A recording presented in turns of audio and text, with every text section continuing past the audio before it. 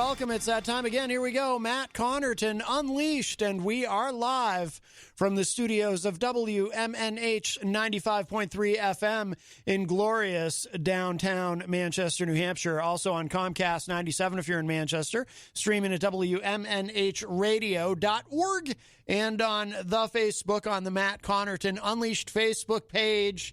It is Wednesday, April 28th, 2021, and I'm not alone. Oops.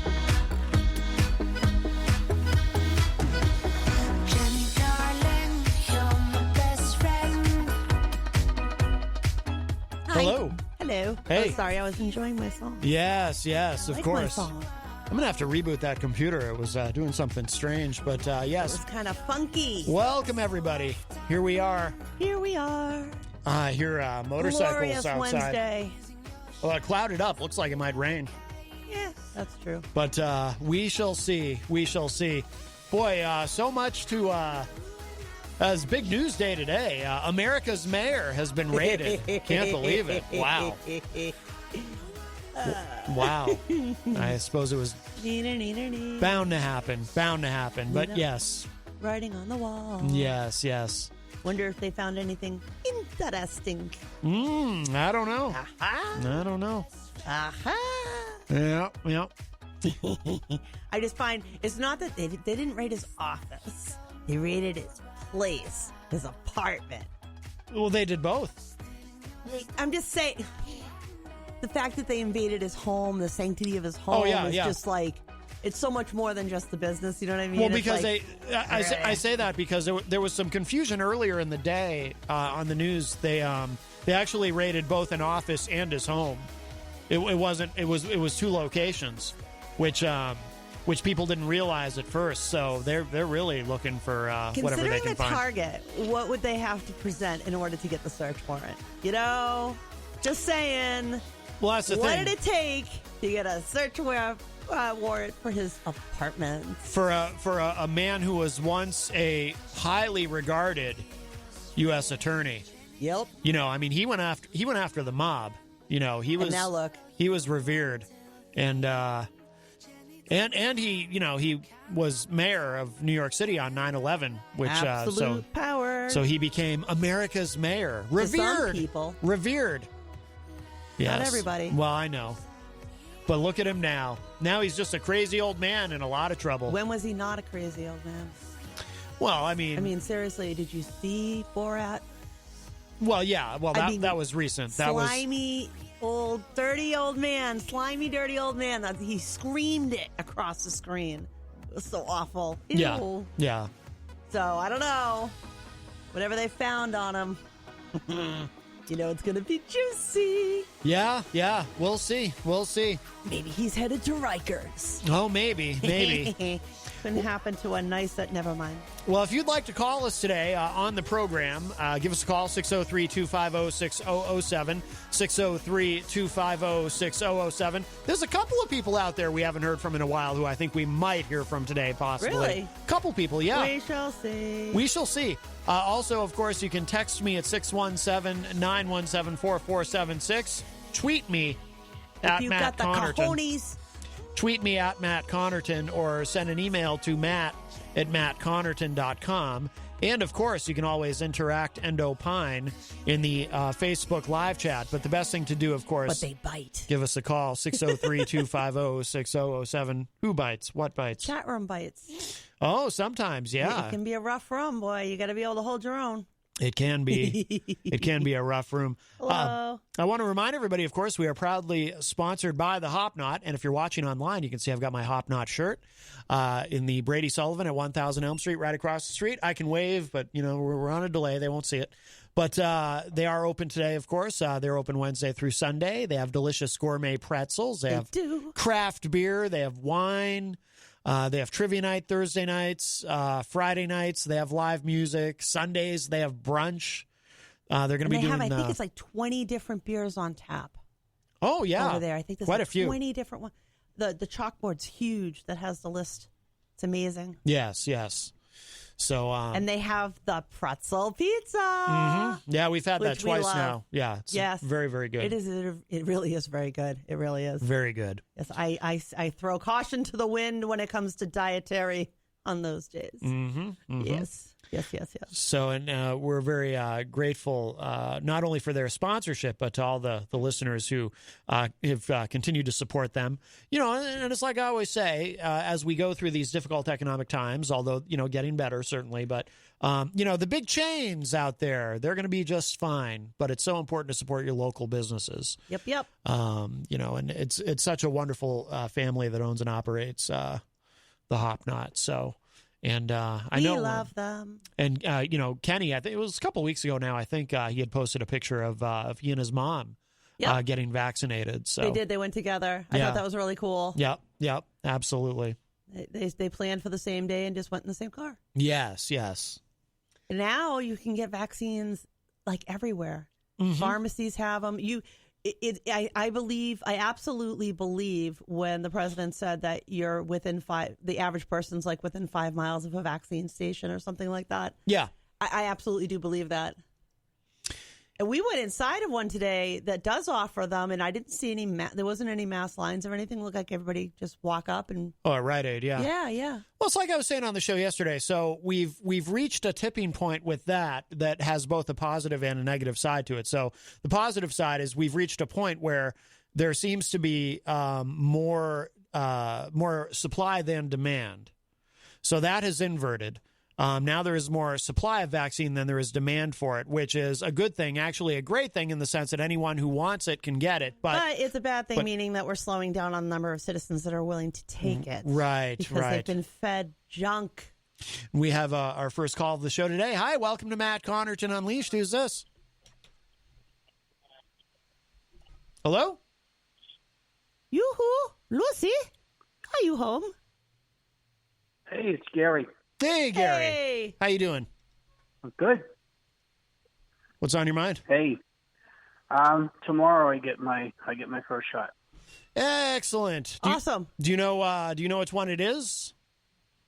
No, I haven't found. I didn't. I talked to my doctor, and I'm going to this. There's a clinic that's right near Gold's Gym where I go to Amherst Health, and they're gonna do that tomorrow morning at 10:40. Excellent. Outstanding. I'm just so psyched. I'm super happy to hear you say you contacted your doc and they helped you do it. Make me happy. I've tried a couple of times, and this is my, So. I'm glad you went to your primary for help. I super encourage that big time. Like I said, I have asthma, I have high blood pressure. Mm-hmm. I'm an old fart, so I'm actually surprised though, based on that, Gary. I'm surprised you weren't able to get it sooner. Yeah. You should have been at the front of the line, technically. Yeah. But regardless, I'm glad you're getting it. Well, I've had some issues. I've had some issues with some other things, and I had to clear those, and with my doctors and stuff like that. So. You're getting it now. That's awesome. Mm-hmm.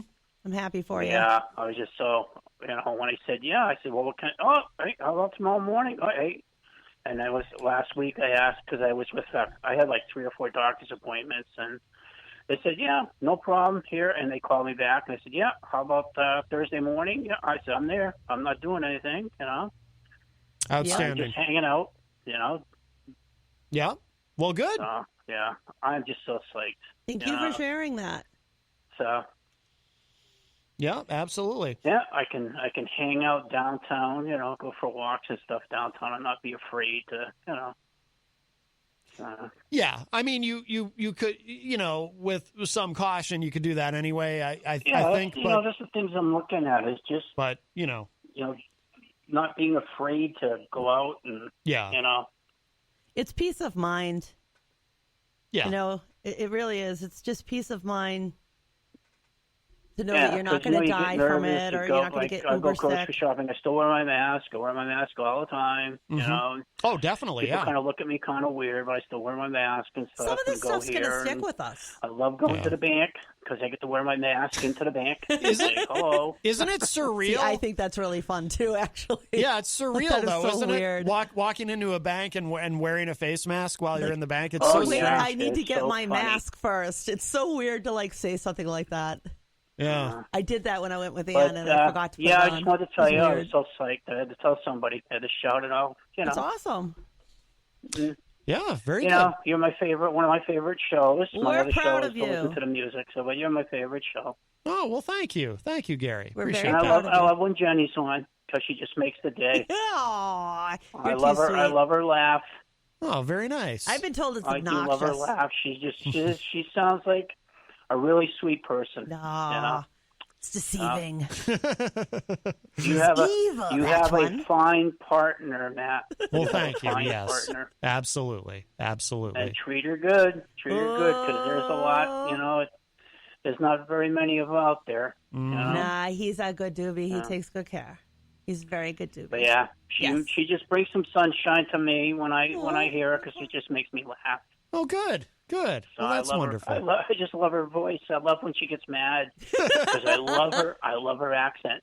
You know, Yeah, that's what true. accent? Yeah, I don't have an accent. Yeah, the it makes a Massachusetts. happy day. The Massachusetts does come out Yeah. when she's upset. Hey, yes. no one showed up at my. Remember a few weeks ago, no one showed up at my my protest of people at the Walmart. So Wait, you what? know, for the pajamas. Yeah. Oh, I forgot about that. Oh. Yeah. Yeah, I didn't even go. So you know, Oh well. Oh well. I have a new one though. I have a new one. I Okay. think we should protest the Family Dollar store Really? Why?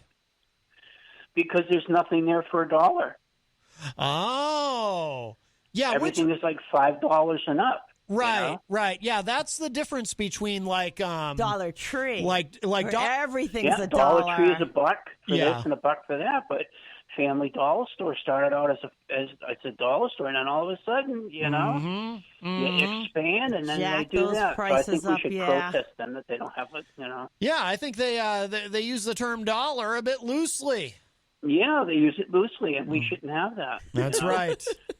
That's right. Vote Especially with thy dollar. But yeah, Do not so go. We'll see if we can get a whole crowd of people, you know, and we'll protest that. you know. well, hopefully Dave Ridley. That's my new protest, If you know. if Dave Ridley calls later, we can ask him his advice on that. Where you know, should we protest I don't go to next the that's post closed? office. I just go, you know, I go and protest the store. Yeah, What's yeah. the next closed location we're going towards? No post If I need office. to pick up a couple of things, I'll protest that at the store. If I don't need to pick up a couple of things, well, then I can't protest at the store. So. Nah, that doesn't work. Yeah. Yeah. Shucks. All right. Well, I'm going to let you go and, you know, have a good show. And I'll be listening. All right. And I love both you guys. You just make my day when I, you know, when I call. Oh, wonderful. Especially Jenny. I love you, Jenny. Love you I too. love you. You know, I'm you gonna just, cry. and I hope you're doing well with what you had done. So, you know, Yeah. you're just a funny person. Oh, very That's nice. cool. You just give me, Nobody you give calls me me hope that. to, Nobody you know, calls to get me through that. the day with my depression and stuff. And it Mm-hmm. just makes me happy to hear you. Oh, good. All right. That is I'll wonderful. talk to you later. Love you both. Bye. All right. Love you, Gary. Take care. Bye-bye. All right, very nice. That was our friend Gary. Aw. And wow, yeah. Melanie in the chat room Jeez. says, sounds like he is making a move on Jenny. Wow. Wow. He Oh, just loves me a little bit more. yes. I'm Very actually, nice. I am. I'm doing really, really good. And thank you for asking. Monday, I had infusion therapy, which is 4 hours of being hooked up to an infusion, and they put me under sedation, and I don't get to remember a whole lot. And Matt takes care of me. He's there for the whole thing, brings me home safely. And here I am 2 days later. Sitting here with you is really huge, and this is the product of my doctor. Mm-hmm. I had an excellent infusion, didn't really have any terrible side effects. I didn't get sick. Yeah. Been resting, and now here I am, bright-eyed and bushy-tailed, and I feel amazing to be able to be here. It's only a couple of hours, but for me, it feels like an amazing time just to get out of the house and be able to be here with you and, you know, go on air and just kind of get away from the medical side of my life. Mm-hmm. Mm-hmm. Yeah, and here I am. Absolutely. I am a testament to my doctors to be able to sit here, to be able to walk in here. and sit here with you is amazing. Your own history in medicine was referenced the other morning on the morning show when Easy G. Eric Gagnon, he was on the morning show with Peter White, and he mentioned he had sought your advice or your counsel on, I guess he has a spot on his liver. Yes. And he talked to you about it. We talked about it. Yeah. Yeah. Yep. And So. And sometimes these things are incidental findings. Sometimes they're things that need to have more, but either way, it's something the doctor's going to check out and see where they need to go from there. And I told him, like, the adenomas that I have on my little tumors, they're not cancerous. They're there. They're not really doing any damage, but they're annoying. And every once in a while, we have to take a picture of them. Hopefully this will just be an annoying thing. And if it is something we need to keep an eye on, well, we're all here rooting for you and we'll help you out. You need to make dietary changes, we'll help you there too. Now, by the way, do we know if Eric is taking the couch? He's supposed to let us know, I thought, by today. Yes. But I have not heard from him yet, which is unusual because I usually hear from Easy at least a couple of times. And I'm not saying that in a bad way. I love him to death. Of course. But we message all the time. And, yes. He usually tells me his totals in the morning and we chit-chat over what's going on with the day. I do know that his birthday's coming up in 4 days. And he did. He sent me a link about a Wikipedia page on unbirthdays. Yes, apparently it is a thing. It is a thing. He was very happy to find it as a thing, and it's his new thing. And I think it's a very nice thing that he's singing about. Well, we very much appreciated the gift bag. Yes, there were two things. The cupcakes, of course. You ate the one with the coconut because I don't do coconut. That was a nice person. Yes, and the other one looked really good too. They were both delicious. I split the other one with Christian Lacoste. Did you really? I split it with him, yeah, and presented him the envelope of sin.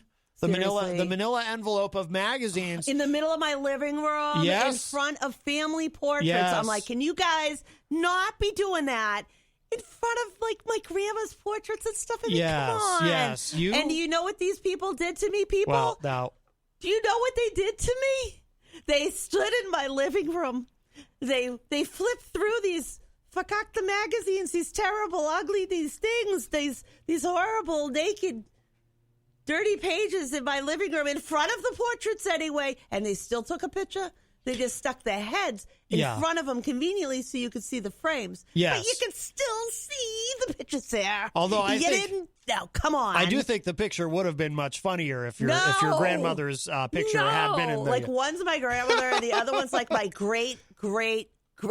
Right. So we moved. No. So we did not. We moved so we were positioned with our heads in front of the pictures. Yes. So no one could see. They were still in there. And I wasn't. I was just taking the picture. By the way, I'm terrible. In front of my family. I'm so bad. God. I'm really bad at selfies. I'm very awkward with it. But I did. I took the picture while Christian enjoyed those wonderful magazines. While Christian enjoyed. Wait a minute. Back a sec up.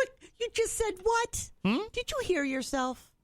Yes. Did you hear what you just said? What did I just say? That you were taking the photographs while Christian was enjoying the magazines. Well, I just mean... What do you think that means? Well, what kind of photographs were you taking? Well, I posted the picture. Now listen, you two, not in the living room. I posted the picture online so people Behind can see. Behind closed doors? No, he was just looking thing. at the... But there were... Why are you taking pictures of him looking at girly magazines? There were... Well, I just given them to him. See, this is wrong. I think they were originally intended for Eric. But this just heightens my desire to take that family portrait and donate it to a museum. But that older one was actually be a good idea to donate. But there were women in that magazine who were, I dare say, they were scantily clad. Well, some of us can appreciate a woman's attractiveness without having to see her half naked in a magazine. That's right. That's why I didn't look at the magazines. I just gave the envelope to him. I just took pictures. I took pictures of him enjoying the magazine, just looking at the magazines. In my living room. Reading the articles. No. No. But These things do not belong. The picture is up on the Matt Connarton Unleashed Facebook page. What a fascinating day yesterday was, by the way. Oh, my God. Well, I had a confrontation with one person and then made up after the show with somebody else. So if you missed yesterday's show... During the show, Stephen Comley Sr., who I've always been very kind to. Not anymore. But he comes walking in, just strolling in during the show uninvited because, He didn't just stroll in. walking in like he owns the place. Yes. That would be more like it. And, Because he beelined it for you. and it's like, dude, I'm in the middle of a live radio show, number one. Number two, I'm not having, and I had to tell him live on the air, I'm not having guests just walk in here during COVID. As you know, we're keeping a tight bubble here. I have asthma, which means I'm high risk, and I'm not fully vaccinated yet. I mean, I did get my second shot on Monday. It just hasn't been 2 weeks. But you're not considered fully vaxxed until 2 weeks after that. So yes, but his response to that is what kills me. oh yeah, and then he stands there and he goes, "Oh well, I'm not vaccinated at all because I have a great immune system." And it's like, well, you're not vaccinated at all, then I can't have you in this room. You need to go. And, and he didn't leave right away, and he's lingering around, and it's like, dude, you need to leave the room. I'm kicking you out. Goodbye. I have asthma. Go. He wouldn't leave. If I could have come through the screen, was really upset. I would have clocked him one. Yeah, I was angry watching that. What a disrespectful piece of garbage. I wouldn't vote for him if he stood on his hands and knees and begged me. No way. What a putz, because he didn't care. What bothers me is I could hear you saying, dude, I have asthma. I care about this. And he's looking at you like, so what? I don't. I have the right to do what I want to do, so to heck with you. See, I would have been... What is wrong with people? I would have been a lot more understanding if he just wandered in here and I said to him, hey, man, I know we've kind of, I've kind of had at least an open, I don't think Peter likes him that much, but if he wandered in and I was like, hey man, I know I've kind of had an open door policy with you, but not now, not with the pandemic. You can't just come in here. Oh, and he wasn't wearing a mask, by the way. I don't remember if I mentioned that. No mask. So you can't wander in here right now. I'm not having guests except, But it's not real. And then, so I can just do what I want in front of you. I don't care. So, but if he had come in and I said that to him, and he laughed, and then he said, "Oh, okay, I apologize. Here, I just want to drop this off and I'll go." That would have been perfectly forgivable. I wouldn't have been angry at him. Yep. But you want to stand on your principles now. Don't be coming crying to us later when you want to be on air, because it ain't gonna happen. But ain't gonna happen. But then he stood there and gave me a hard time about it. He argued with you. He literally argued with you. He is the only person who has ever given me even a hint of a hard time about keeping a year during this pandemic, about keeping a tight bubble here. He's the only one. Over a year. And don't get me wrong. Do I honestly think that in that moment he walked in here and gave me COVID? No, of course not. Of course not. It's not about that. It's not about that. It's the disrespect of me saying to him, dude, I can't have you here. I don't feel safe because of the pandemic. And instead of him just saying, oh, okay, I apologize, and just leaving, he's got to stand here and, oh, well, I have a great immune system. That's literally what he said to me. He's no better and no different than these jackbutts who go into a restaurant and yell at the waitress. Yeah. You better get over here and serve me, and I'm not putting on your mask. And you can go to YouTube and just try. Sorry to the wonderful woman out there, but just type in Karens, anti-mask Karens. You will see so many videos. It honestly made me want to get sick, because I was watching person after it's like, you on the one hand they're kind of funny, but then on the other hand you're watching this and it's video after video of people being absolutely abused and berated by morons. Mm-hmm. A lot of them are young, the younger kids. You'll see it a lot of times. The kid who's got the retail job for part-time, and this moron is demanding that they be serviced, without their mask, and you better do what I want, and I want to walk around this store. You can't stop me. It's like, yeah, they can. These are their rules. Yeah. This is their work. They have the right to say in this place. Yeah. Well, this is your work. Yeah. This is your domain, and you have bosses, and you have things to can be considerate of as well. Yeah. To have somebody just waltz in here and say, "Hey, it's going to be my way," and demand practically to be on air is disgusting. Yeah. It's disgusting. Yeah. I mean, it's rude. It's disgusting. It's arrogant. What a pompous jerk. What an absolute piece of work. I was not pleased. Now, I'm not. Do you think I'm a little perturbed? Now, he better not ever show up here again when I'm here, because I'll go up one side of him and down the other. He'll forget how to hear. Yeah. Now, you've never seen me do that. Off the air, however, later on in the show, So there has been a reconciliation with someone else. So longtime listeners, of course, remember our friend Crazy Joe from New York City, who and the Crazy Joe Show, of course, who it turns out, as we learned a number of weeks ago, our friend Jesse P.S. from Pod Awful, also familiar with Crazy Joe. I don't think they know each other personally, but Jesse was aware of him. You know, they're both New York guys. But surprised they've not gotten to interact with each other. I think they have. I think on air. I think they. I've missed that. I think they have. That would be funny. Yeah, but because Jesse's definitely familiar with him. But so Crazy Joe, you know, got super angry with everybody from New Hampshire, and at one point, and seemed to get angry with just everybody generally, and so, you know, we didn't hear from him. We stopped hearing from him for a long time and whatnot. And then recently I noticed I started getting notifications again that he had just gone live. And so last night he had gone live with the video. And I was like, yeah, what the hell? I clicked it. And there was like one other person in there, one or two other people. You know, he'll randomly go live on the Facebook. And so I said something. He's like, "Oh, who's in here?" And I said something, and he was like, "Matt, wow, I didn't expect to see you in there, Matt from New Hampshire." Wow, okay. And he ended up apologizing for before. No kidding. He did. He said he was going through a really he said he was going through a really rough time at the time.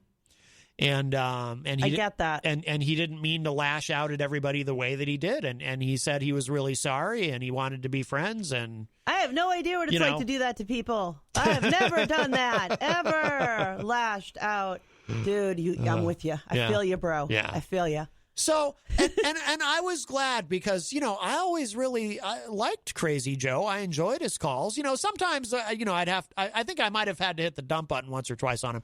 But, you know, but I always liked Crazy Joe, and I still see potential with the guy, you know. I wonder if he unblocked me. I don't know. Brian Mackey's in the chat room. He says he's still blocked from Joe. But, no, but, you know, he apologized, and I accepted his apology. No harm done. I'm sure we'll hear from him at some point, but maybe he'll call today. I don't know. But, yeah, Crazy Joe, you know, he said he was sorry, and I said, hey, man, it's all good. I'm glad you're feeling better. So, and that's all I know about. He just said he was going through a hard time at the time, and, you know, didn't mean it. Because the thing about Crazy Joe, I always thought is, this is the vibe that I always got from him.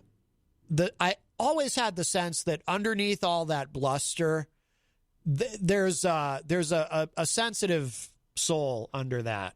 You felt the warm and soft and fuzzy sides. I think there's a very sensitive. Did one bear recognize another? Well, I think there's a very sensitive person under there. No, I really course. do. You know how you can just kind of sense, like some people are blustery and kind of aggressive and whatnot, and that's just who they are.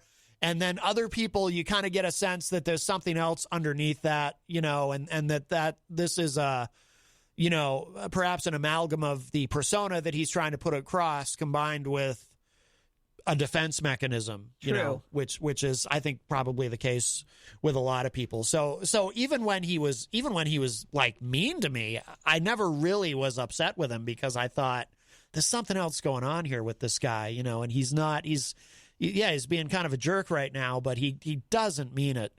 And you said that before, though. You said that before, that you thought he didn't really mean it the way it was coming across. Yeah. But anyway, so is it the Crazy Joe show? Yeah. I can see his show. Yeah. And he's Joe Martinez. So if I can see his show, then maybe that means I can see him. I don't know. Should be able to. I'll have to try that out. He's been posting videos, and he's Joe Martinez on the Facebook from Poughkeepsie. Should mention that because Joe Martinez is obviously a common name. So, but he's Joe Martinez from Poughkeepsie. It's always hard for me to say. Poughkeepsie, New York. Yeah. So there you go. So Martinez. Yeah. And he looks better, too. He did something. He looks healthier somehow. I don't know what he did exactly, but... Where's he at? Is he in Utah? No, he's in Poughkeepsie. Oh, that's right. You said that. Yeah. Yeah. I'm Utah. not sure. Is a different person there. Tom Gully is from Utah. Ah. Yes. He has his own Crazy Joe show out there. Or maybe not. Maybe it's just a Joe. What? Never mind. I'm confused. Wow. That's interesting. Mm-hmm. Yes. That doesn't usually go so quickly. What? You. Huh? Boy, you really are confused today. Now I'm very confused. It's what? Okay. What it's is okay, going Maddie. We're here. It's Wednesday. This is all very strange. It's the year 2021. Now, by the way, did you know we were? We'll get into some actual substantive things shortly. I promise. Dare you. But one more thing. What? Well, not that Crazy Joe Yes. and Stephen Comley aren't. By the way, I think Stephen Comley is a sensitive soul too. Get out of here. I do, Sensitive actually. to himself, maybe, No, but not to anybody else's. I do, actually. I have asthma, dude. I have asthma, dude. I have asthma, dude. But yesterday was. I have a strong immune system. Yes, yesterday was bad. I will hit you upside your head with your immune system. Yes, yesterday was very that was upsetting. terrible. He had zero respect for you. Yeah. Stop being so nice. You're too damn nice. I was really angry yesterday. I'm over it now. I process I'm things not quickly. over it. I'm still angry. I know. Messing around with what I have to mess and get him sick. I'll get you. Don't you dare get Maddie sick. Yeah. Well, no, I don't wish to be sick. Believe me. No. But one more thing we should mention, Yes. and of course, and Mike Pelopita is asking if the door is locked. No, the door is not locked. But I'm here. But there was a one more. We talked earlier about EZG, and I almost hate to bring this up because we're very appreciative of the gift basket and everything. But there is a new EZG scandal. What? Yeah, I don't know. I think we should call this one Kyle Gate. Wait a minute. What happened with Kyle? So I learned about this. He's not trying to teach Easy to drive, is he? I learned about this. No, I don't think so. He barely has time to teach Christian to drive. I learned about this by accident. I'm sitting here looking at the computer the other day, and I keep forgetting to bring this up, and I see a file on the desktop of the computer, and I was like, oh, what's that? And I played it, and I was like, oh, I'm just going to play it for you. But yes, EZG has managed to become embroiled in a new scandal. Listen to this. This happened on the air the other day. We're going to take this call. I'm thinking it's EZG because I was able to fix the phone line. So, good morning. Welcome to Off the Mark Sports. Hey, it's EZG. The phones are working. Yay. Yeah, it's the show on Friday night, still remain nameless, clogged the phone lines and never put it back on. So, yes, it was off, but we got it cleared up. And right. Thank you for letting us know that it was not working properly. Oh, there you go. Hey, guys, got a quick question for you, Kyle. I remember a couple weeks ago you posted on my Facebook Messenger that you were going to give me a donation for the relay. Yeah, and I know you. Reminder that I haven't got it yet, please. Oh, you're going to call the show about that instead of talking to me through that? I'm hanging up on you, EZG. I don't need that type of atmosphere here. If you're going to ask for my donation, ask for it, and you don't need to call my radio show. Talk sports. This is what this Off the Mark Sports Show is about, not about accepting donations. Your birthday is coming up. I was trying to surprise you, so now I can rethink my donation thing because that was pretty rude of you, EZG, on this Sunday morning. So thank you very much for calling in and listening to the show. That was just not called for at all, and a little upset about that right now. So either way, it is a beautiful Sunday morning. A little slight showers, 55 degrees on this April 25th day. Back to the Bruins, Cam, because, I'm over that. Wow. Oh, no. Yeah. Oh, no. Yeah. Oh, yes, Did yes. that happen Sunday? Yes. Oh. Yeah. And Easy. Kyle. You got egg on your face. He does. He's got egg on your face. It's like he stuck his head in a full omelet. And now, Kyle, remember you promised that to cancer people. Yeah, yes. So don't hold one against the other. Kyle is such a nice guy. It takes a lot to annoy Kyle, I would think, because he's so nice. But EZG really got under his skin there. That was painful. And he was, and from what Christian tells me, Kyle was legitimately upset. That wasn't for the radio. I mean, it is a sports show, you know. You don't usually, Yeah. That was definitely, and we need to have etiquette classes for Easy. We need to do some basic etiquette type. He shouldn't have put Kyle on the spot like that. Yeah, that's hard. Hard. And I'm sure they've talked and they're live good. on but air in the middle of a sports show. Yeah, oh no! yeah. You wouldn't call him if he was live casting on the evening news. Why would you call him live? Casting on the radio, right? Yes. Like the radio. I don't know. Sometimes I think people forget that because you're on radio and it's not TV. People used to hearing you. Sometimes I think people forget it really is live. Well, maybe that's what happened to Stephen Comley. No, that one's just a putz. No, he might have gotten away with some excuse like that if it wasn't for the 5 different times he ignored you when you said, I have asthma. Yeah. I have asthma. And I have a good immune system. I'll give you a what for with your immune system. I'll stick my foot so far up your... Never mind. Oh, my goodness. Well, all right. I'm channeling my inner grandmother. Yes. That woman was brutal.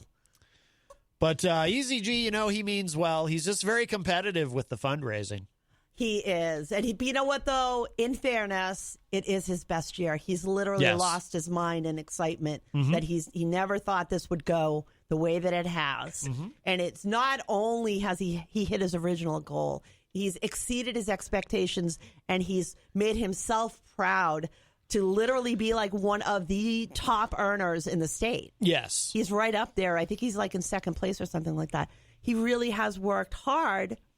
And I think the way he said it was very nice. He just chose the inappropriate time. Yes. A private conversation would have been better. Not on air. Yeah. We're going to do Manners by Jenny. We don't do that, okay? He may have been confused, too, because... yes, Kyle's show is a sports show, so that's not something you want to bring in something that has nothing to do with sports. But then again, he may have been confused because my show is about politics. But if I got a call like that, I would turn it into a bit. I wouldn't be upset. No, it's an entirely different show. You can't do that. But I approach this differently. You can't compare. They're an entirely. You guys are night and day on your shows. I know, but I'm saying Eric, roll a bus over Kyle's head. Why don't you? No, not at all. Oh yeah, no, you are. I don't blame Kyle for being annoyed. No one wants to be put on. No, I'm really not. No, I know. No one wants to be put on the spot like that. But I think Eric might not have thought about that. Like if that had happened with me, like I said, I would have done something funny with it. But Eric needs to remember, not everyone is me. Speaking of which, did you sign up to do the caregivers lap? No. Because you have to sign up. Yeah. Can you send me the link for that? Oy vez me. Because I'd want to do that. And I will definitely send you the link again. Well, again? Yeah. You go off of Easy's thing. Huh? You can go right off of Easy's. Oh, I thought you had a link for me to sign up to walk with you. Oh, I don't know. I thought that's what it was. Now I'm not sure if that's how it works, so we're going to have to check that out. Oh, okay. Do you go through me to sign up to be, or do you just sign up as a care? I think you can just sign up as a caregiver. Oh, okay. It's one lap we do together. Oh. And it's supporting Easy. It's supporting what he does. Well, you should clarify what you're talking about. Okay, so Easy has been raising money for the Relay for Life. That's what all of this is about. Yes. And yes. Except from Kyle. Except from Kyle. Yes. Because Easy kind of blew that one a little bit. Yeah, but, hey, that's all right. Live and learn. Live and learn. It's all right. It's like learning which fork is for what. We got this. But anyway, I am a 2-time cancer survivor. I have no idea which fork is for what. That's not a great example. To support Easy and his, because he's going to do a big walk. They're asking survivors and caregivers to come and sign up ahead of time and do the first lap together in support of all the people that are doing the relays, and almost like a way of saying thank you. But it's also, to be out there and say, look, we beat this thing. We've got this. We can help each other survive. I truly believe that we're on the cusp of some serious breakthrough technology in cancer. I really have a lot of high hope for the new technology that's coming out. It's just the mRNA vaccine is something that mRNA has been studied since the 1960s. But the mRNA vaccine, the fact that it got speeded up a little bit has turned out to be an amazing thing in that this thing's better than we thought. It's better than any vaccine we've ever been able to do before. And we're not giving you live virus to do it. And it's got a higher rate of success than any that I know of previously to this.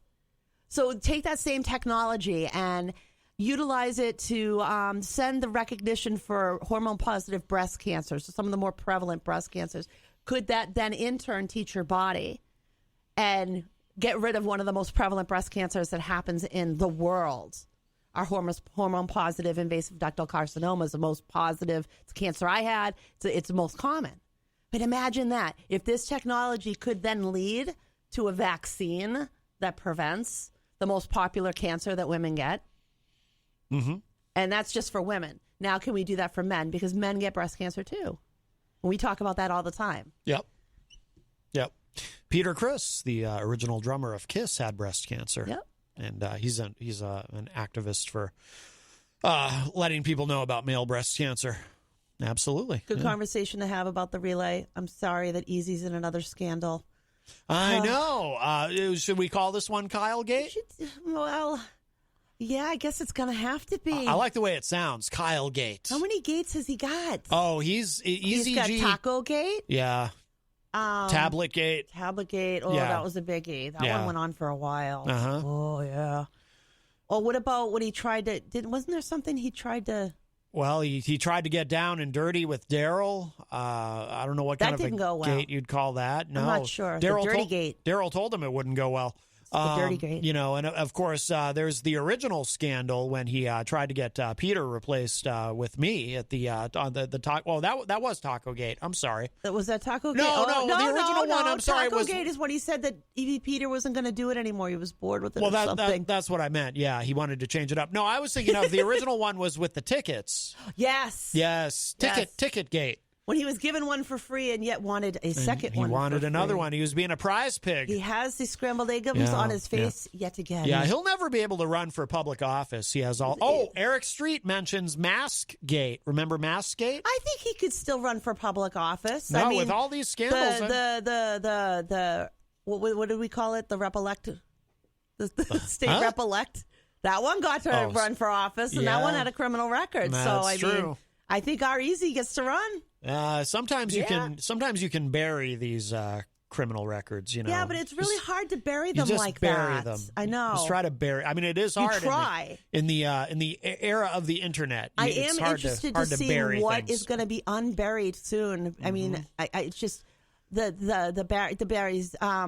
You know, it's going to clean off the top, and we're going to see a lot of true colors coming out and a lot of characters. Oh, my goodness. Well, we should, let me give the numbers, and then we'll say hello to everybody in the I feel like chat. It's Friday. Yes. You know what it is? I feel so good. It's so amazing to feel this good. I literally just want to cry. It feels so good. I was we were having such a hard time getting me back under control. Mm-hmm. But those 2 back-to-back treatments made what a difference. Mm-hmm. Mm-hmm. And literally, I'm so happy to be sitting here with you right now. Hi, guys. Yes. Waving at the camera. Let's out see. My cords. If you'd like to join us, 603-250-6007 is the number, 603-250-6007. You can also text me at 617-917-4476. Tweet me at Matt Connarton or send an email to matt@mattconnerton.com. And, of course, you can interact and opine in the Facebook live chat, but the best thing to do is to give us a call at 603-250-6007. By the way, I do have a new tranche of Mike Doyle emails, so we'll... Tranche? Tranche? What's a tranche? Never heard that word before? Tranche? Tranche? That's a word? Tranche. Yeah, tranche. How do you spell that? I'm not even sure. It might be TR... What does that mean? I feel like it's TRANCHE. Tranche. Like a bunch of, like a... I don't like it. A tranche. It doesn't roll for me. It's not the best word, but it's a tranche. It's the writer in me goes nay. Yeah, try using it in a sentence. You might find you like it. Just try it. No, I would rather say a treasure trove or a trough. But that's until you've used or it a in pile or a heap. Well, until come on, give me some. Grit in those words. Well, I don't know if he's sent me a pile or a heap. But it makes me feel like you have like your it's just tranced. It just sounds so flighty. I think you should give it a chance. No, I want some meat in my words. That's all right. Meat, I tell you. All right. We'll say hello to everybody in the chat room. Mike Pelopita joins us. I think I mentioned Mike, of course, from another one of our wonderful sponsors here at WMNH 95.3, Queen City Cabinetry in the historic Sunbeam Mall. Brian Mackey joins us all the way from Idaho. Brian, of course, host of the No More Excuses podcast with Tony and Bry. Tony D, we might hear from at some point soon. We'll see. Jenny, you're in the chat room. I'm everywhere. You said shalom, peeps. I am. Wayne Noel is a top fan all the way from Michigan. Wayne says, woo, it's Wednesday, all downhill from here till next week, afternoon all. Melanie La Liberty is in the chat room. Hello, Melanie. Scott Robinson says, come on, Jenny, everybody enjoys a scantily clad woman every now and then. Not in my living room in front of my family portraits. I mean, I have a portrait of my family from like Russia, and it's like all restored and in this special frame to keep it protected, and they're doing what in front of it? But do you come on? Would you do that in front of a piece of art? I mean, like, would you go and sit in front of a Van Gogh and flip a nudie mag?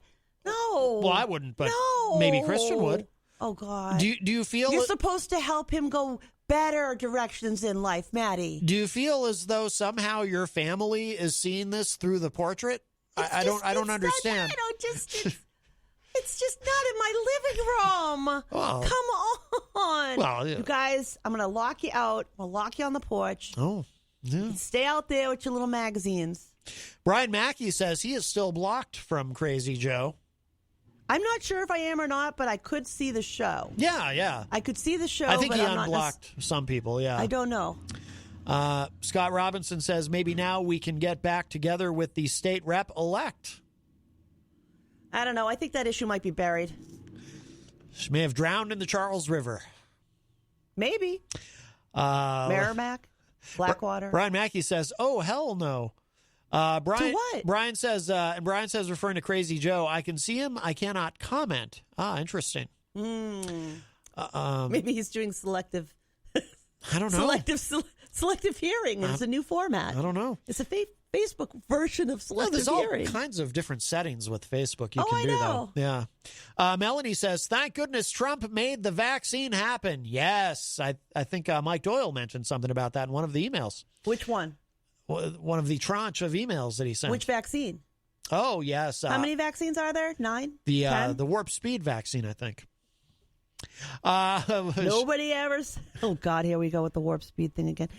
Do you think that Biden's going to get away from that? These or are we going to, Star these Trek Star references? Trek crap? And Space Force. Like all I can think about is Spaceballs, the movie. Space Force. Every is time here to I hear say. that. Every time I hear it, it's not Star Trek that comes to my head. I like the Star Trek Spaceballs, stuff. the movie. I think it's fun. Shannon McGuire joins us and says, good afternoon. It's like living in a General Hospital episode for reals. Shannon says, Matt, how did you feel yesterday, the day after your vaccine? I felt terrible, but bounced back today. Yeah, well, what happened to me was, the first shot of the vaccine I was fine. I got that on a Monday morning, and then it wasn't until Wednesday that I got very, very tired and slept for like 12 hours.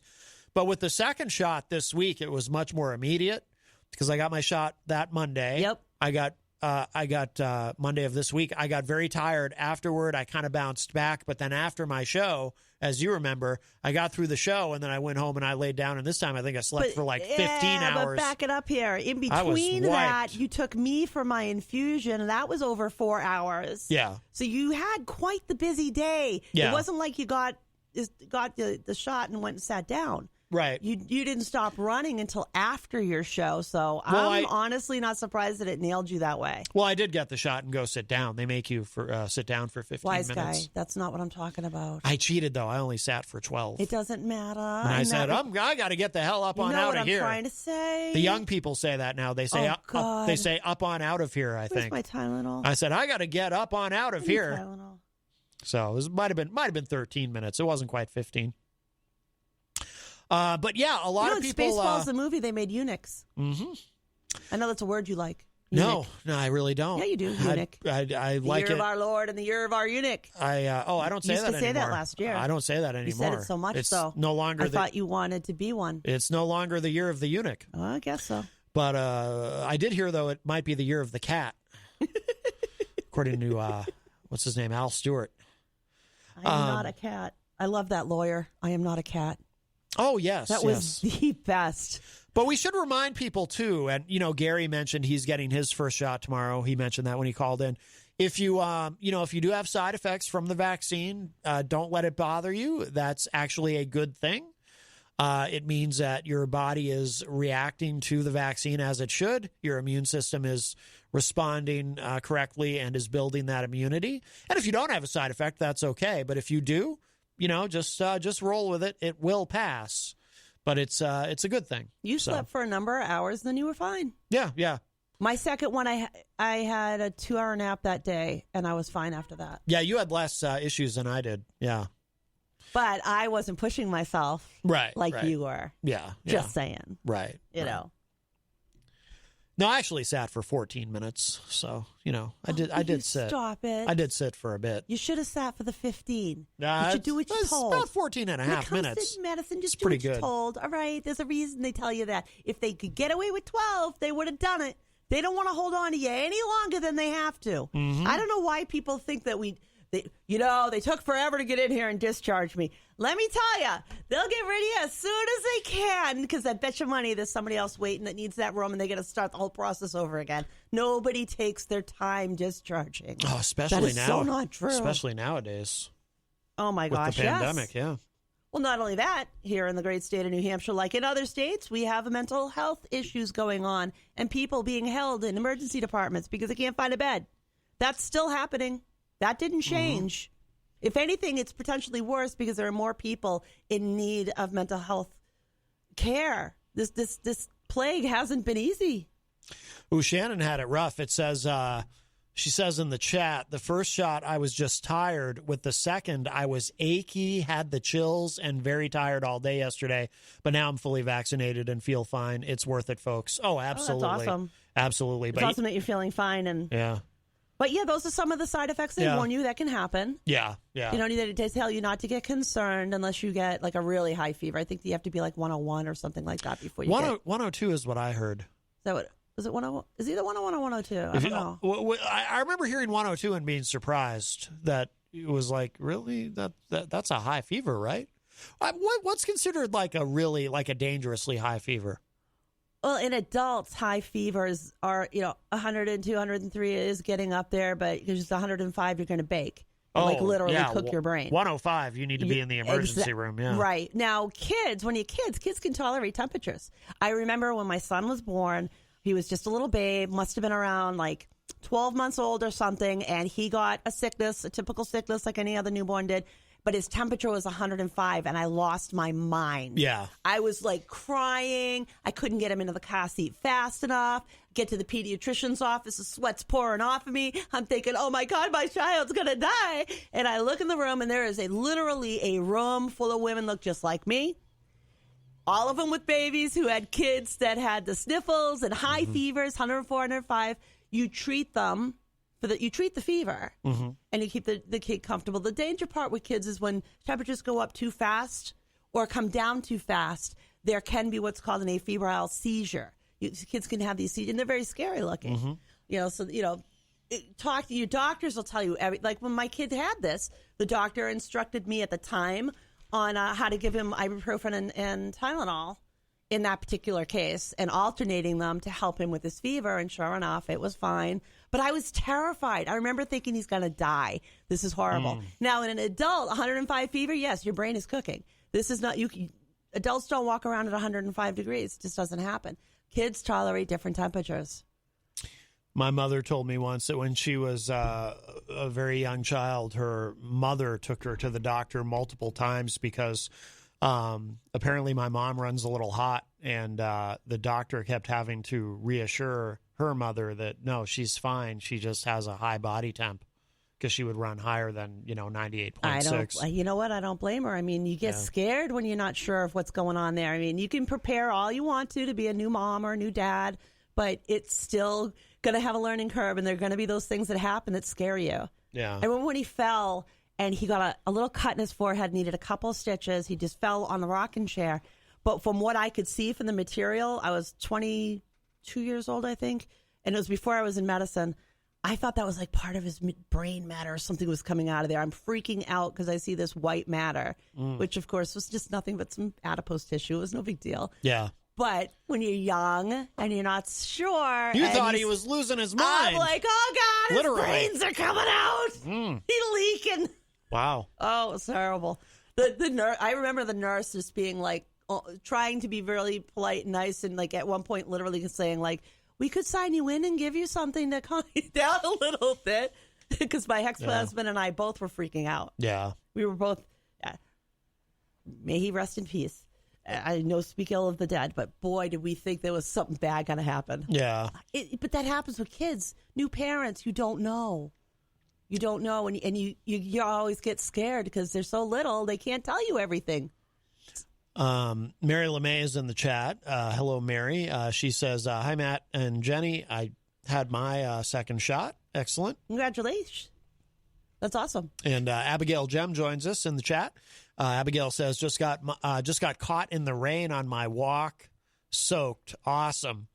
I don't like. Yeah, it's raining a little bit. I don't like getting caught in the rain. I don't like the way wet clothes feel, the way they stick to you. Oh, I love a summer rain. Oh, not me. A nice warm summer rain. I'm Just like stand out in there. I'm like a dancing cat. Around. I'm like a cat. I don't like to get wet. Bothers me. I mean, a sprinkler on a hot day is one thing, but getting caught in the rain, freaks me out. There's a good song like that.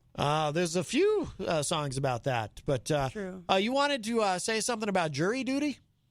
Oh, yeah. We were so what brought this up was, I don't know how many of our listeners have seen it yet, but there was an interview with one of the jurors from the Chauvin case. And they were talking about how the verdict was reached. He was talking about where they all stood and how he felt and how important this case is. And it reminded me so often, more often than not, I hear people go, oh, I got picked for jury duty. Oh, I hope I can get out of it. That's a real common, get out of it. Mm-hmm. Think about this for a minute, guys. What if it's you or your loved one that's about to sit trial for something? Do you want somebody that wants to get a hurry up and out, or somebody that's really going to care about doing the right thing? We as a society, the American society, we chose that the way our judiciary system was supposed to work was a jury of your peers. And for the longest time, those juries weren't our peers.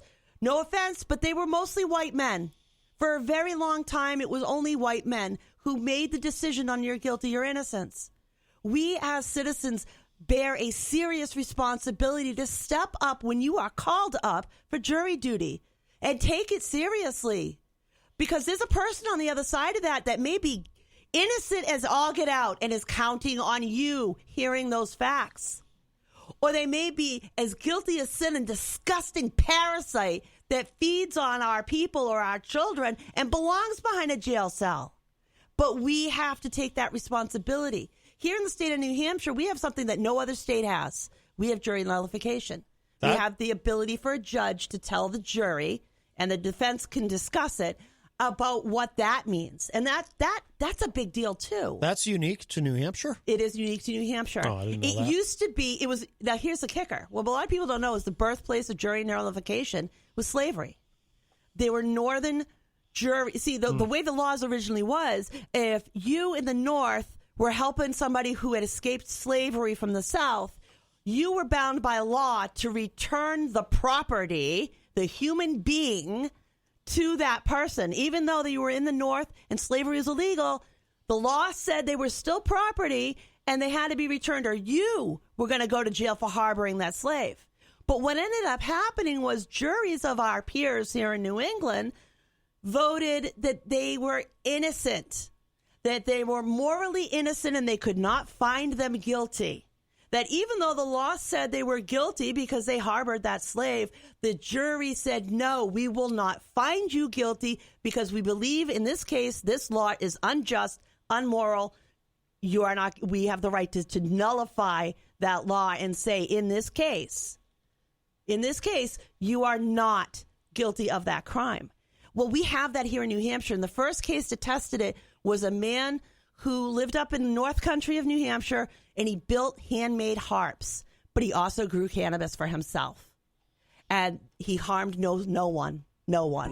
So here we are. New Hampshire law enforcement comes in. They raid his house. They take everything. He goes to federal court. He's facing federal charges, drug trafficking, all this stuff. This dude who made harps in the mountains of New Hampshire and used cannabis. That's his crime, okay, people? He grew his own, had his little cannabis. Oh, no, that's a felony. You got to go to jail. But here in New Hampshire, jurors listened to the evidence, and they chose to find him not guilty via jury nullification, and that man did not go to jail, and he got to go home. Yeah. But only because people were willing to stand up and be jurors and actually do the job and care. We have a call. Hi, welcome to Matt Connarton Unleashed. Who's this? Hello? Hello? Anybody there? It's the Phantom. I don't know. It's the ghost in the machine. Brian in the chat says it's authorized in the constitutions of 24 states. We're the only state that's passed law, to my knowledge, the law that actually explicitly instructs that the judge must allow jury nullification. See, jury nullification may exist, but it's not utilized and it's not allowed to be talked about in courts. Forever, judges have turned that down and never allowed the jury to hear what jury nullification was, is, or could be used. Here in New Hampshire, the legislature actually passed a law that says they have to be told that jury nullification is an option. Yeah. The defense has that right, and the judge has the obligation to give those instructions. So though, yes, you may be right about that, it's not used. The only state that actually has some power or teeth behind it is New Hampshire.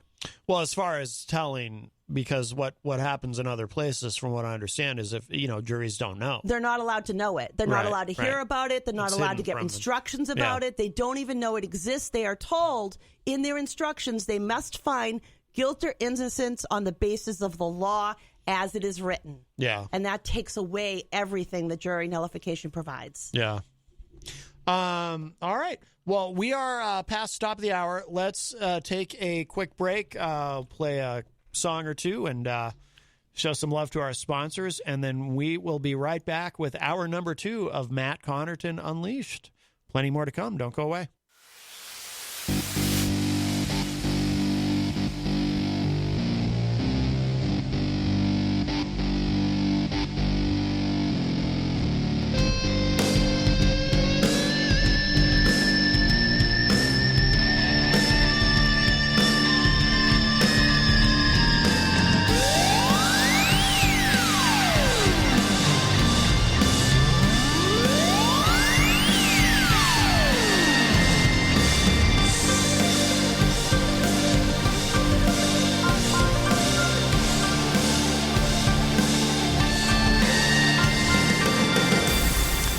Welcome back, everybody. We are well in hour number 2, numero dos of Matt Connarton Unleashed, and we are live from the studios of WMNH 95.3 FM in glorious downtown Manchester, New Hampshire. Also on Comcast 97 if you're in Manchester, streaming at WMNHradio.org, and of course on the Facebook, on the Matt Connarton Unleashed Facebook page. And you can go to mattconnerton.com for all of your streaming and archive and social media options and contact info and all of that stuff right there for you. And hello to our friends at Raw Talk Online. Today is Wednesday, April 28, 2021. And Jenny is here as well at the news desk. I am still here. Yes. Am. And I want to remind you, of course, we are proudly sponsored by the Hop Knot in the Brady Sullivan at 1000 Elm Street, across the street. And you were noticing during the break there, you saw some people over there outside. Yeah. Well, because they have that awesome overhang, you can actually kind of enjoy being outside in a little rain day. Even if it's a little damp, yeah. Because it is warm here. It is warm. Very warm. It's a nice day to be. Even though it's kind of dreary, it's nice to be able to be outside. Absolutely. Not have to be layered up. Right. Yes, the Hop Knot, please. The building shook a little bit. I think what? Yeah, I felt the building shake a little bit. I think it's just real. Yeah. Did not. Mm-hmm. I didn't feel it. I did. It was in your head. No, I don't think so. It's because I'm closer to the street. There's a big heavy vehicle that went by. It shook the building. It does. It happens. Sometimes these buildings shake a little bit. It shakes your head. These yes. old mill buildings, Yes, we they understand, shake. Maddie. It's okay. Yes. We could be on a fault okay. line for all we know. That's entirely plausible, actually. Well, they say, I've never. There are some in New Hampshire. We do get earthquakes. They're just usually very small. That's what I've always heard. I don't But know. we have the potential. I don't know if it's true. I'd like to ask an actual geologist that question. I remember when I was a kid, always hearing about that we have earthquakes in New Hampshire. We do. We just don't feel them because of all the granite. It's an easy Google search. You will come up with it. Yep. Promise. Can't believe everything on the internet, though. Oh, God. I'm What if talking it's about all- science here. I'm What if talking it's all about lies? the science. It could all be lies. The lasers are doing it, honey. It's lasers. Oh, yes, the Jewish space yes, lasers. the Jewish. I just got mine. That's right. Right, Yes, right. because we only get part of them. But yes, give us a call at 603-250-6007. Whoever wrote about olives? Now I'm craving olives. I want Greek olives. I don't so like badly. olives. I Ew. love Greek olives. Olives bother me I love Greek olives. tremendously. Not a fan of I'm olives. a huge fan. I can sit and snack on olives all day long. Ooh, Yep. yuck. Nummy, nummy, nummy. Kristen Lacoste in the chat room did say these magazines are coming in handy, if you know Get what I out mean. of my living room, you. I doubt if he's in the living room. I right? don't trust him. You're giving him bad habits. I don't look at magazines in the living room. You're the reason there's photographic evidence. Well, that is true. Yes. Karen Cubitt is in the chat room. Hi. Karen says, I truly respect the jurors in the Chauvin case because I could not truthfully say I had not already judged him to be guilty. Absolutely. But, interesting question that raises. It's something I've always wondered about. And I remember wondering about this.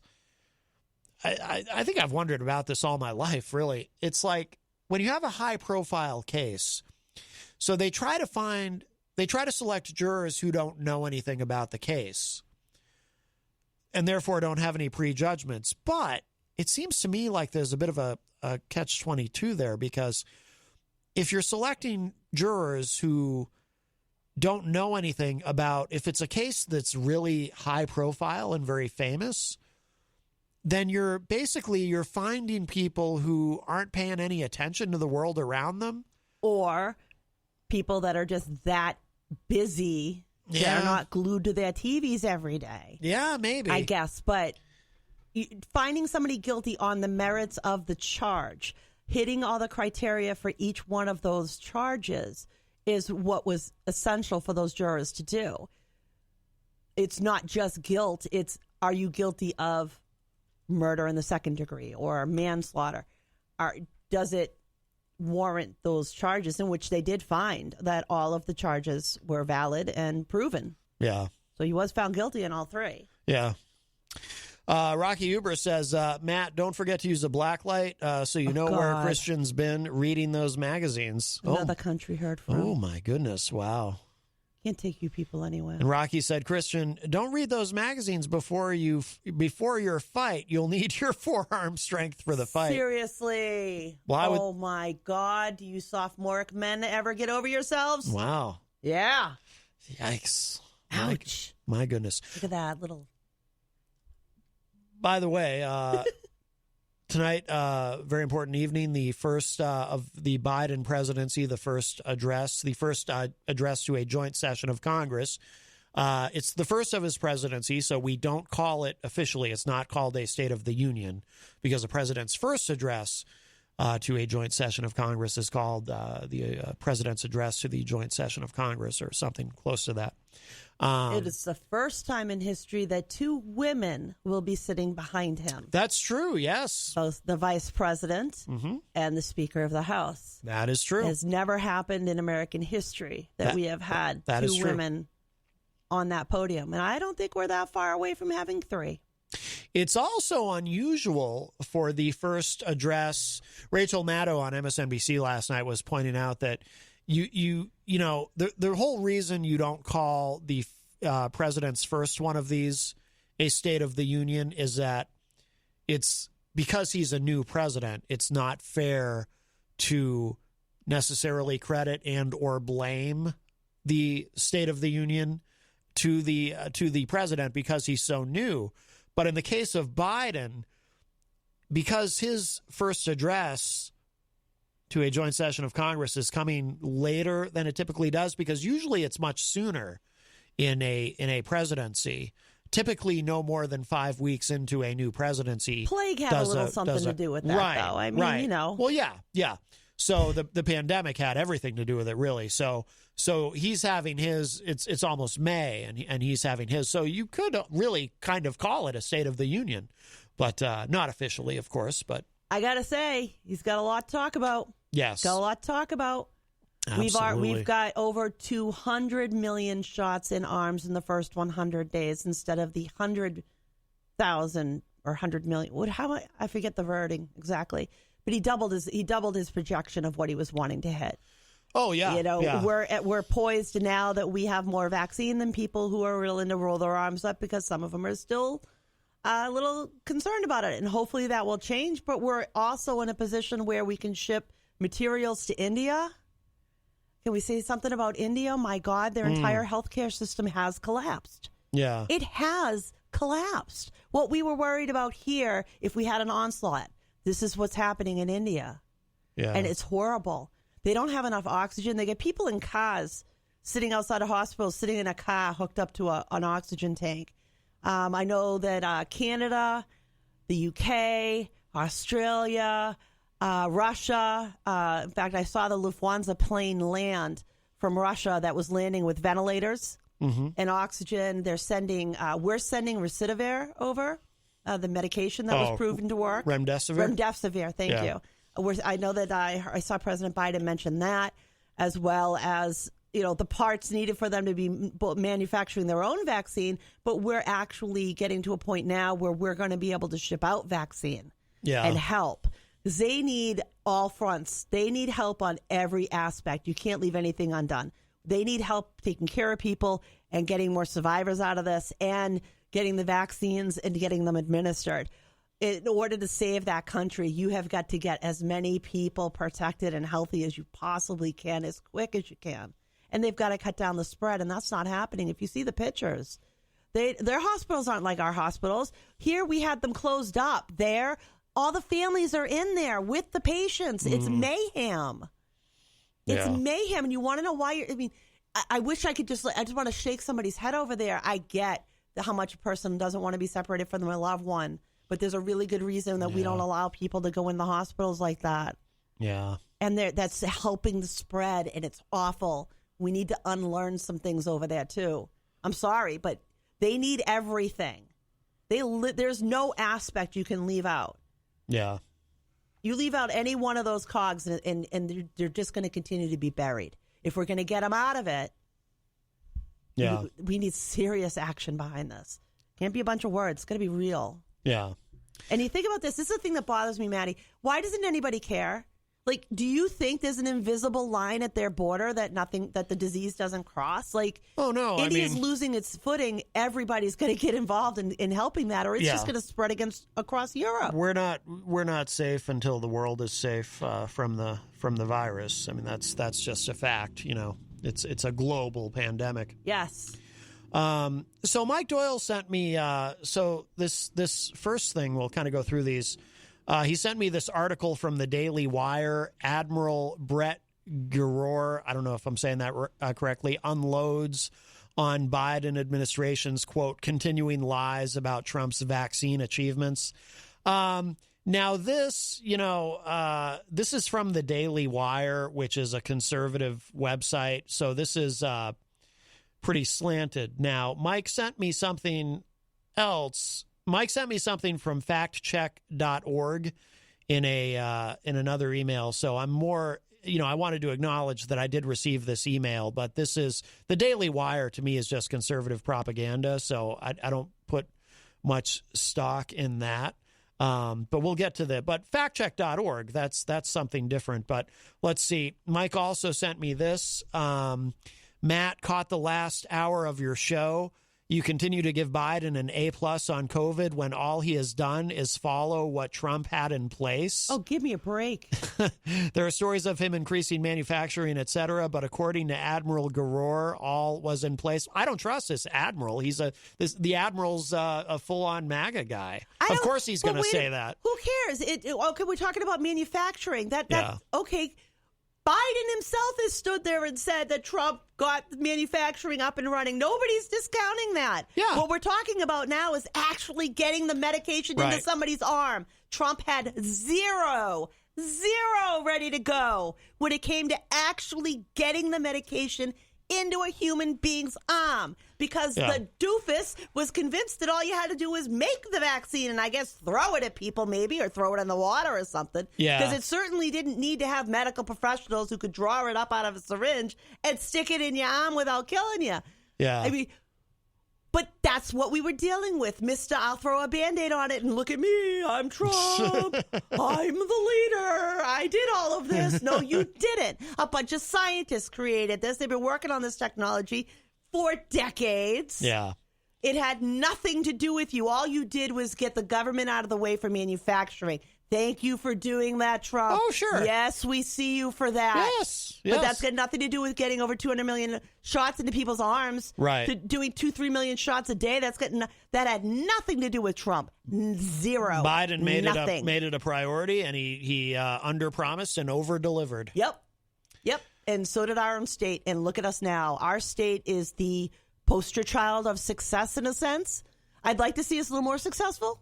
So more shots in arms. Yeah. But hey, we had the syringes and the people. I had one of my shots given to me from a nurse who was obviously volunteering from CMC. She had her CMC jacket on. I mean, you got yours from a nurse that had an Elliot thing on. Didn't you say Elliot or something? I thought you said you had a nurse do your second one too. Didn't you have a nurse the second time? No. Or were you guard? No, the second time was, I think it was an EMT. Oh, okay, cool. Yeah. My first one was a firefighter, EMT. Yeah. The second one, I had the CMC nurse. But yeah, oh,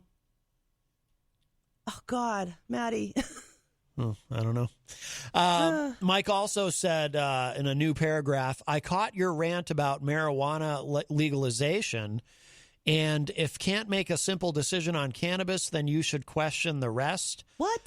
I'm not sure I understand. What does that mean? I'm not sure I understand that sentence exactly, but I think what Mike is saying is that I should question. I think he's suggesting I should question Biden's judgment because of the way that the administration is mishandling cannabis. What did Trump do for cannabis? Nothing. Right. Nothing. Right. Zero. Did he help patients? Did he protect patients? No. Could he have just rescheduled it? Could he? Yes. Did he do anything good for patients? No. Well, God, his letters are always full of a bunch of bull. Well, let me say this. So, my approach to President Biden is the same as my approach to President Trump. I call them like I see them on individual issues. You know, remember, I'm not a Republican or a Democrat. I'm an independent. So I don't need to do this partisan thing where, you know, the guy I voted for, I'm going to praise him relentlessly on absolutely everything and put the blinders on if I see something I don't like, which is how most partisan ideologically driven people approach politics. I don't, and I will. Been in the plague too. I will give President Biden. I will continue to give him an A+ on pandemic response. As far as cannabis policy goes, from what I've seen and heard so far, I give him an F. And that does not. And you know, I have the critical thinking skills where I can separate the two. And I'm not going to, just because I give him an F on cannabis doesn't mean, I shouldn't give him an A+ on pandemic response. Now, if he weighs in on the MORE Act, maybe we'll reassess that. But yes. To our knowledge, has his administration weighed in on the MORE Act? No. No, all the signals we're getting right now from the Biden administration is they're really not interested in doing much about cannabis And it's really discouraging to me. And because there are people still in jail and losing their lives over this. And watching the way Jen Psaki has tried to dodge and redirect, it's shameful. And if you're a longtime listener, you know I want to end the drug war completely. But particularly, we need to be fully legal on cannabis. We need to expunge the records of all low-level, nonviolent drug offenders in prison. We need to let them out. And no one should be going to prison for possession and use of cannabis. And that's it. And I am not liking what I'm seeing at all from the Biden administration on this so far. My worst fears are coming true on this issue. He's going to do nothing as usual, politics as usual. He's going to do zero. So we got patients who are still going to go to jail. We got people getting threatened because if they want to go to the state next door that's $200 cheaper for their medicine than the one that they're in, they're going to be threatened with felonies and breaking federal law. No, I'm angry. I'm angry because there are people still going to jail, and there are patients who are still suffering who can't even afford all of their meds anyway. Yeah. There's so much suffering out there. There's so many people in jail that don't belong there. And I'm angry about it. You want to show me some real change that you can do right now? Reclassify that and expunge the low-level crimes in the very least. Least. Yeah. And apparently, and according to what Jen Psaki said, there might be the possibility of moving it from Schedule 1 to Schedule 2. What they need to do is deschedule it entirely. Correct. Moving it from 1 to 2 is progress, but it needs to be descheduled, period. I personally, if you're going to move it to 3, at least. Yeah. At least it should be a Schedule 3, at least, because of the medical aspect, because we do have a medical side to it. Yeah. And that's something that's actually recognized around the globe. Like when I went to the Netherlands, they recognized me as a patient with my patient ID from here. And they didn't treat me poorly or treat me like I was a terrible person. They were super nice. They were really great. Here, you still get treated like you're some kind of crazy criminal. Yeah. We got fools out there that don't know what the heck they're talking about, spreading misinformation. And that doesn't help. Rocky pointed out in the chat, Biden firing people who admitted to smoking weed speaks on his opinion about the matter. That is so wrong because D.C., it's legal in D.C. Yes, it's legal. Yep, that is Fire correct. somebody. No, that's not okay in my book. No. I'm more worried about the dude that's putting back a fifth every night, okay? And it was genuinely shocking to me, too. That happened? I'm still shocked by that. It was a really stinky thing to do. My God. I mean, of all things, really, you have people who have no records, no nothing, and they're using a legal substance in D.C. The doctors give it to their... Doctors in D.C. can literally sell the stuff out of their offices. Like, they can have it in the offices. Yeah. It's totally different than it is here. We have, the most strict... law for medical that has ever been created on the planet, and it stinks, and it hurts people, regular patients, and it puts up big business. But hey, what do you expect from a Republican Party in New Hampshire who sets the rules? I'm hoping they're going to change that now. I'm hoping this year a little bit for a change. At least this year, the dispensaries did not show up to testify against patients being able to grow their own medicine so they could keep their profits. Now they want to expand to multiple units, but the patient can only go to the dispensary that they are assigned to. So if your dispensary's got big bucks and they got 2 or 3, you can go to those. If your dispensary is cheap, doesn't have anything, they're one location, then that's all you got, baby. That's it. But that's equality in New Hampshire law, for real. I didn't know this. Abigail in the chat says the United Nations no longer classifies cannabis as a narcotic. I didn't know that. Good. Well, it makes sense. We are ridiculous. Yeah. And you know what we look like in other countries, especially when they watch the jail shows on YouTube, 60 Days In, and these nasty looking jails and people in there for stupid drug stuff, not getting any assistance, not getting psych care, not getting therapy, not getting medications. I'm watching one of these, and the woman's sitting there talking about how she has these mental health issues, and we're on medication. But when she went to jail, they don't allow that, so all she can have is a Tylenol, because Tylenol is good for mental health. And you wonder why we have the most incarcerated people of a industrialized country on this planet. We have the most people in jail per capita. Yeah, we no longer would if we ended the drug war. That would no longer be the case. Oh, but then you're trying to make sense again. Rocky says, I'd rather fly high than drive drunk, LOL. I'd rather you did neither. I don't like people behind the wheel under the influence of anything, including tired. You know, the most driving accidents happen because of people being too tired behind the wheel. Oh, yeah. Mike also said, I would love to hear you talk about the absolute S show at the border and the suffering of these thousands of kids in cages and so on. I disagree with what Biden did. He created that problem. He went, come on up. I'm here now. Daddy Papa's here. Come on.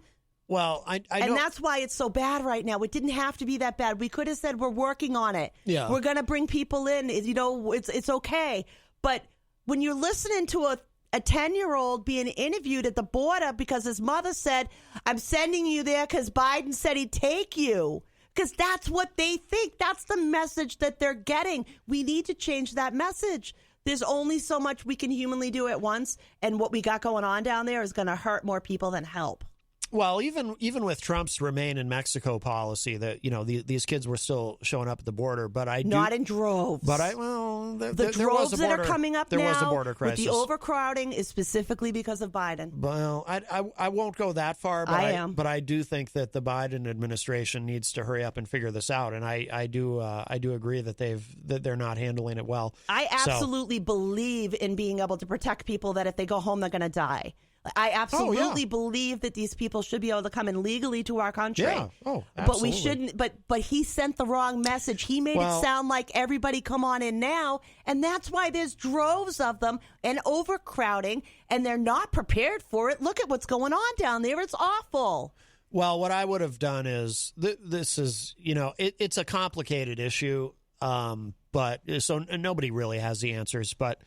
What I think I would have done, the one thing I would have done differently is I think I would have maintained for a little bit of a different reason actually than others bring up, and I'm surprised this part of it never enters the discussion when I hear people talking about it, but I think I would have for the time being continued Trump's remain in Mexico policy until we felt comfortable at least that the pandemic was over.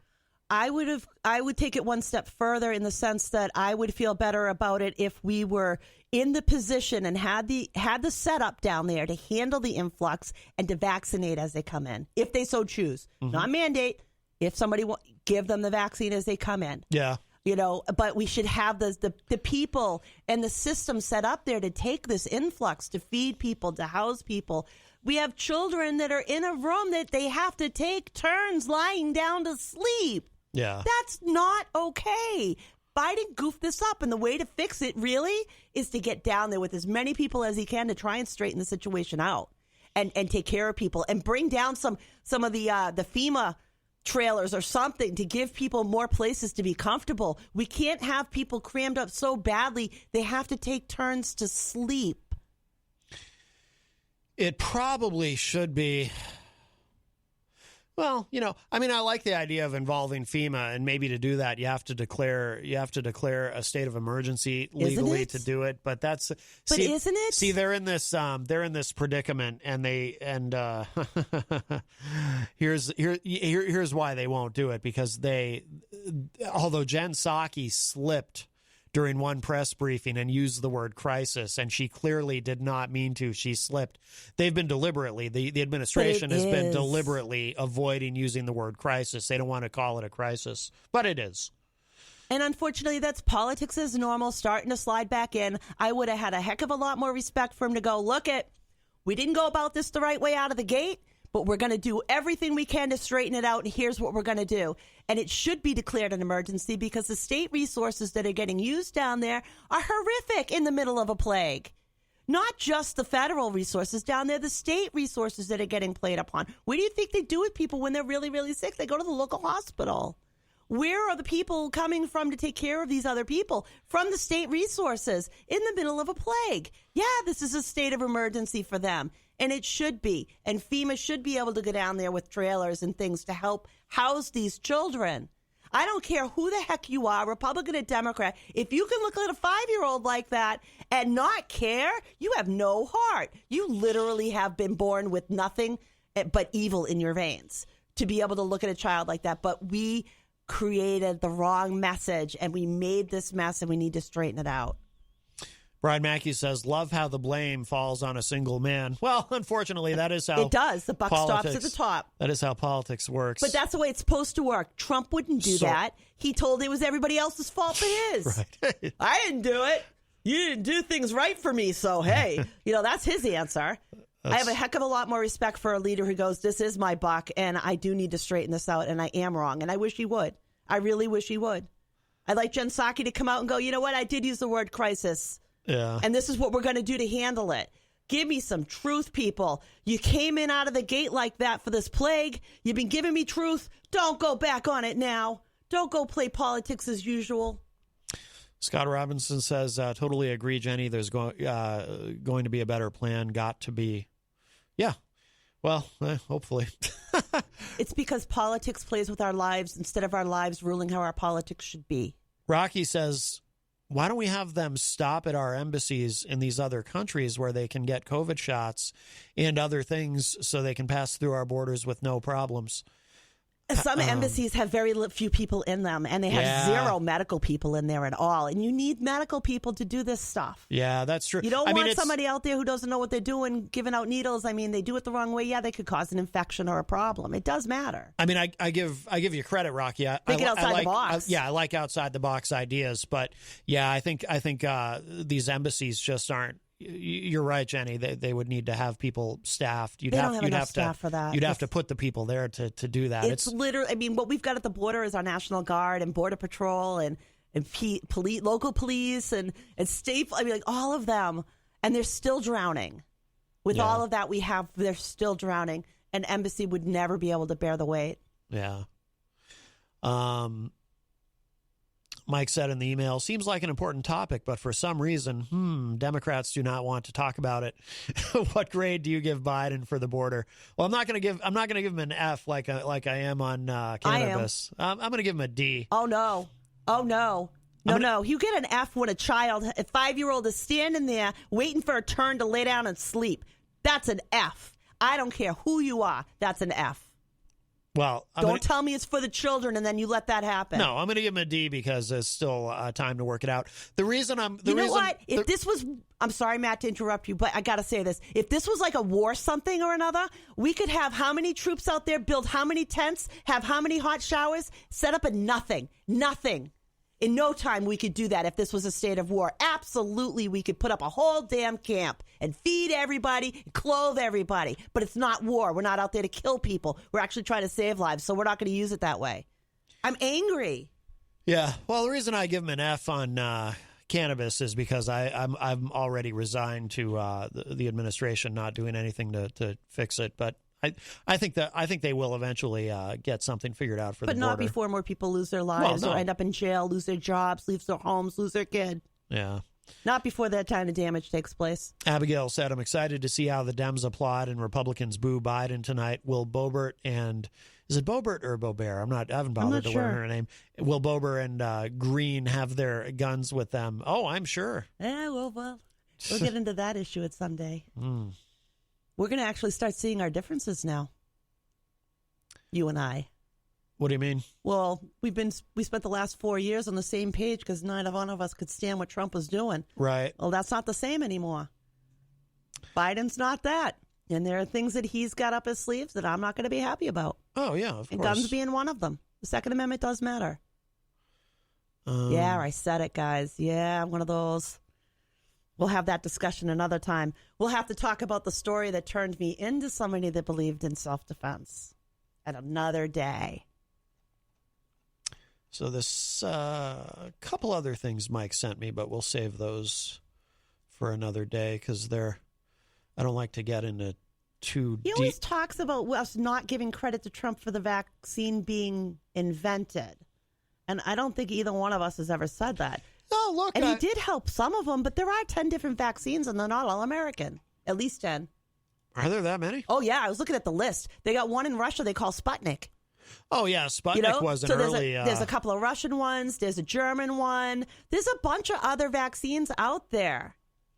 Yeah. That are not American made. We are not the center of the world. Go figure. I wanted to... Angela Philbrook sent me this story, and I keep meaning to get to it. Here's something relatively quick. I don't want to, like I said, I don't like to get into anything too heavy close to the end of the show, but, and you may have heard about this. This is from Patch. Florida school to vaccinated teachers stay away from students. Centner Academy, a private Miami school, sent a letter to teachers and attributed its decision to false claims about coronavirus vaccines. It says here, public health officials nationwide have stressed the importance of educators getting the coronavirus vaccine. It's essential to return to in-person learning, many say.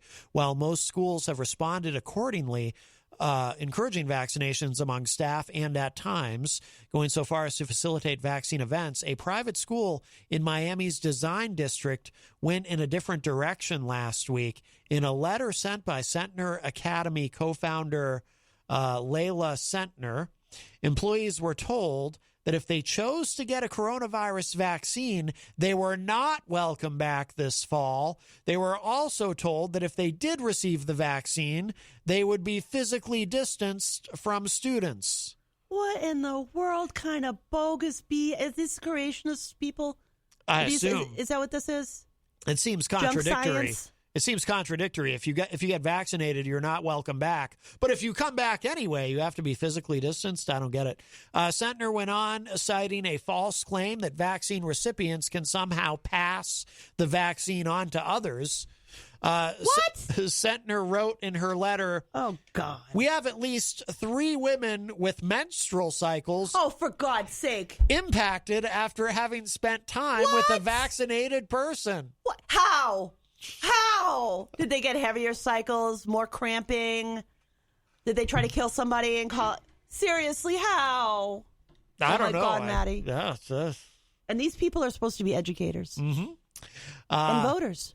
And they breed. If employees chose to wait until summer to get vaccinated, they were told they could return only when clinical trials conclude and if their job was still available. What clinical trial are they talking about? I don't know. We're having live trials now, buddy. No idea. This is live trials. I'm one of the people on the CDC's vaccination safety thing. They send me messages to check in with me, ask me about symptoms. Yeah. There's a real life trials going on right now, sure. But I'm sick of this. Maddie, where does this garbage keep coming from? You're going to give out the virus if you get, like it's going to leak off of you. You know what does leak off of you that happens in medicine? Nuclear stuff. When they give you nuclear medicine, you can't hold a kid because you're nuclear. For real. You're supposed to pee in a toilet that nobody else pees in and clean up from it because you're leaving nuclear stuff behind. And it takes you a little while to get it out of your system. But never in my life have I ever heard of an antibiotic or vaccine or anything like that suddenly oozes off of you. I'm sure this woman saw a very... Science doesn't work this way. I'm sure this woman saw a very convincing YouTube video it doesn't work this way, Manny. Some dude who said all this crazy stuff. One parent who asked to remain anonymous told Science Magazine, quote, "It's very important to shed some light on this. She is purporting that vaccinated people somehow harm others," unquote. Despite Centner's claims, a coronavirus vaccine cannot shed from an immunized person. This is why we can't have nice things. To an unvaccinated. Actually, if it could shed, wouldn't that be great? No, this is where they're getting this from. Do you remember? Then we'd get to herd immunity. Nobody knew if you could be an asymptomatic carrier. Right. That's what we weren't sure about. But that's not happening. Shedding the virus. Right. Shedding the virus. Right. Yeah. But they don't give you the virus, Maddie. Yeah. There's no virus in the vaccine. It's a conspiracy to keep you from dying. So despite her claims, the vaccine cannot shed from an immunized person to an unvaccinated woman and somehow affect her reproductive system, according to a fact check conducted by Reuters. Dr. Christopher Zahn, vice president of the American College of Obstetricians and Gynecologists, told Reuters, quote, "This is a conspiracy that has been created to weaken trust in a series of vaccines that have demonstrated in clinical trials to be safe and effective," unquote. Centner Academy is known for not enforcing vaccination mandates, according to multiple reports. That doesn't surprise me. The school hosted 2 January talks in which Robert F. Kennedy Jr., a known anti-vaccine espouser, shared his views and met with children, according to NBC News, citing posts shared on Sentner's Facebook page. In the 1960s. Sentner's husband, David Sentner, also helped Kennedy produce an hour-long film promoting COVID-19 vaccination conspiracy theories. Oh, yeah, this is real, too, because I talked to somebody in their 20s who firmly believes that the vaccine is causing women to be barren, is making them barren. Sure. Yeah. And that's not the truth at all. In fact, it's quite the opposite. If you look up OBGYNs, they're telling you that pregnant women who have gotten the vaccine have crossed to the baby and given the baby immunity. Right. In a good way, because that's what moms do best when they carry babies. They give them immunities that nothing else can give them. No modern medicine. You can't get it in a bottle. Comes from mama. And Right. It's immunities that you cannot recreate in a lab yet. We haven't figured that out yet. But we did figure out that if mom's immune, we can get baby to be immune before baby's even born, because that's what mom does. In fact, most people, do you even realize that when women first give birth and they start feeding their children, the very beginning of all of that is all antibodies, all protection. That's what moms do. Yeah, Abigail said, that's why I believe in public schools. Yes. I believe in both. Rocky said, Jenny, did EZG go into a steroid rage and you had to use bear mace? No. Is that why? Why? Well, he said earlier, nice cliffhanger, Jenny. Can't wait to hear the story of what made you believe in self-defense. Oh. So, yeah. Yeah, I mean, it is a good idea to probably keep some bear mace on hand when EZG's around, because God, no. the anabolic No. steroids make him crazy. Bear mace is meant for bears. Right, but when EZG's in like a roid rage, he's like Hulk smash or something. I had to help treat a whole family because the kids got a hold of bear mace and they all it was awful. What do you mean? The What whole happened? family got maced. The kid Jesus. sprayed it, didn't know what it was, Ugh. and the whole family got hit with bear spray. One of them got it in the eyes, and the nurses were having to do this crazy flushing and stuff. It's not fun. Don't play with these things. That happened up in the North Country? No, that happens. They're relatively close. Oh, well, Relatively close. They It sound- is New Hampshire. they sound like We probably have from bears in Manchester. from a very close family. Not somebody you know. Okay, I'll give you that. Well, I don't mean close. I didn't mean that. I just mean anyway. You know what I mean? No, I don't. Yeah. Nah. Well, we are just about out of time. Are we really? But thank you so much to who did we hear from today? Gary called earlier. Yep. He's getting vaccinated tomorrow. Did we get any other calls? No, surprisingly. Kind of a- I thought for certain that we would. Kind of a slow phone day. Yeah, I know. thought we might hear from Tony D or from Crazy Right? Joe. I feel left out now. Yeah. Aw. I thought they would call. See, now I feel left out. We never hear from Chris James anymore. I guess he's still. I think he's mad at you. Upset with me. Yeah. I haven't heard from Tom Gully either. We don't hear from Tom anymore either. Yeah, I think he's upset with you too. Probably. They didn't like your friendship. Everyone hates me. Nobody likes me. I'm going to Well. eat dirt. That's. I'm not going to eat dirt. That's disgusting. Oh, we have a call. Oh, you should get that before we leave. We'll grab this. We are almost out of time, so it'll have to be a quick one. But hi, welcome to Matt Connarton Unleashed. Who's this? Hey, Matt and Jenny, it's Ron. A good show tonight. I didn't want you guys to feel left out. Oh. You said, Aw. oh, my God, what happened? Nobody's calling. But you know what I got to find out before you hang up? Tell Yes. me about that sign behind you, the Mr. and the I, and what is that all about? Mr. I buy and sell everything. I forget the gentleman's name. I had to learn about it myself because I grew up in Concord. I'm not a native of Manchester, but so the gentleman who owned Mr. I buy and sell everything apparently had been murdered, and his case had gone unsolved for a long time. It was a cold case. And then Bill Barry, Alderman Bill Barry, who's kind of a legend in law enforcement, and another gentleman who I believe his name was Bob Freitas, from what Peter told me, they were able to solve the case and bring that man's murderer to justice. But so apparently that's where the sign came from. It used to be a business here in Manchester. And the No owner kidding. and the owner had been killed. Yeah. Doesn't the Pilgrim look like Hoppy? The Pilgrim? He looks like Hoppy. He does look like John Hopwood. Yes, very much so. I've looked at that sign so many times, and I always tried to say, what is that about? And I always forgot to ask. I didn't know either the first time I saw it. I walked in and I was like, oh, is this a new sponsor of WMNH? And I texted Peter and I was like, asking him, and he said no, and he told me a little bit of the story. Yeah. All right. Well, I'm glad I got a phone call in before you had to go. I hope you guys have a good rest of your night, and we'll talk to you or hear from you again tomorrow. All right, Ron. Thank you so much. Take care. Bye-bye. Bye-bye. All right, our friend Ron getting in with a call. And, Pete Trouble Morris is in the, yes, George Jodwin was his name. Pete Trouble Morris is in the Facebook live chat. Thank you, Pete. Yeah, I couldn't remember the gentleman's name. I just think it's really cool. Yeah. And I like how the lava lamp makes the eye. Yes. The lava lamp strategically placed. Yes, indeed. Well, if you missed any part of today's program, it will be up in just a little bit at WMNHradio.org. And, of course, we'll have it up at mattconnarton.com as well. Don't forget, the Hop Knot is open for business, and they do have the wonderful outdoor dining, little terrace set up there. So please pay them a visit if you would. We would love it. And I guess that's it for us for now. I knew I was forgetting something. Tomorrow, Thursday, Easy G is supposed to be Skyping in with his entertainment report. So we look forward to that. And, I have my newest article up on the Mighty.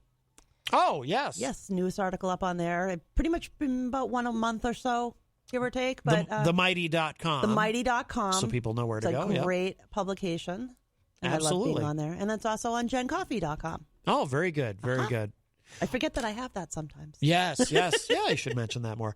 All right, we got to go. Thank you so much, everybody. Talk at y'all a little bit later. Bye-bye.